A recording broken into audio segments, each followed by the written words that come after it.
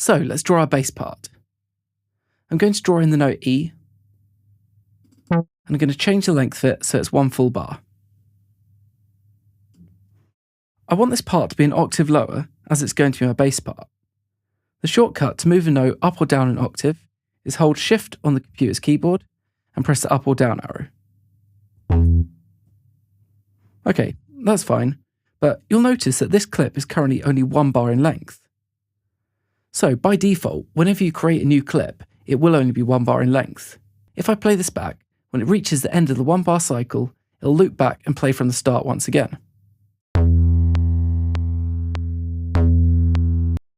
By default, clips will repeat when they reach the end of their loop. This is what makes Ableton unique in how you create music. If for some reason you do not want the clip to loop, you can deselect the loop switch with this icon in the clip panel at the left of the MIDI note editor. If I now play back this clip, when this icon is deselected, it will stop playing when it reaches the end of the loop.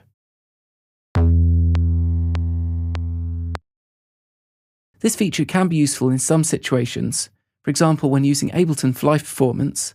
However, while you're learning the software, I'd recommend just looping your clips. I just wanted to point this out so that you know how to troubleshoot if any of your clips stop looping. So just make sure this icon is orange. So, currently my clip is 1 bar in length. We can see this by looking at the end of the loop marker at the top of the timeline. We can also see that the loop length is 1 bar if we look at the loop length marker over here in the clip panel. That's this number just here. I'd like my bass to be 4 bars long, so I need to extend the length of the loop. There are a number of ways to do this, however I find the best way to do so is by pressing this duplicate button in the clip panel. This will double the length of the clip. After pressing it once, the clip is now 2 bars long, so I'm just going to duplicate it once more and it will become a 4 bar loop. Click and drag the loop end marker at the top right of the MIDI note editor. However, I find duplicating the clip far quicker. If, like me, you've already drawn in some MIDI notes, these notes will also be duplicated. So we now have a 4 bar loop. I'm just going to change the pitch of these notes to complete writing in my bass part. Okay, if we listen back to this part now, we'll be able to hear the 4 bar bass clip.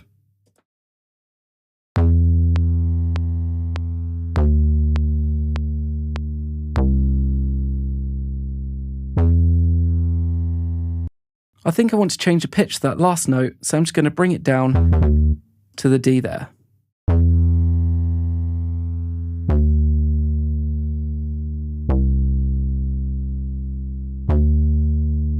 Okay, that sounds fine. So always double check the length of your clips and ensure they finish exactly at the end of the bar. If the loop isn't set correctly, your clips will go out of time with each other as they loop. This is why duplicating clips rather than manually extending the length is often a better option, as it does make it harder to make this mistake. When creating music, generally you want your clips to be 1, 2 or 4 bars in length. If you go beyond 4 bars in length, I'd recommend using clips which are multiples of 4. For example, 8, 12 or 16 bars.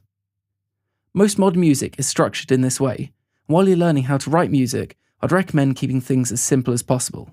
Now, while we have the MIDI note editor open, I'll just show you a couple of zooming shortcuts which can help when working with MIDI. You can adjust the horizontal zoom by using the key commands plus and minus. So minus zooms out and plus zooms in. Or if you hold your mouse over the clip view selector, it'll turn into a magnifying icon. So if I click and drag down, it'll zoom into the MIDI note editor, and dragging upwards will zoom out. Okay, we now have our first clip. In the next video, I'm going to start writing in another part. Thanks for watching.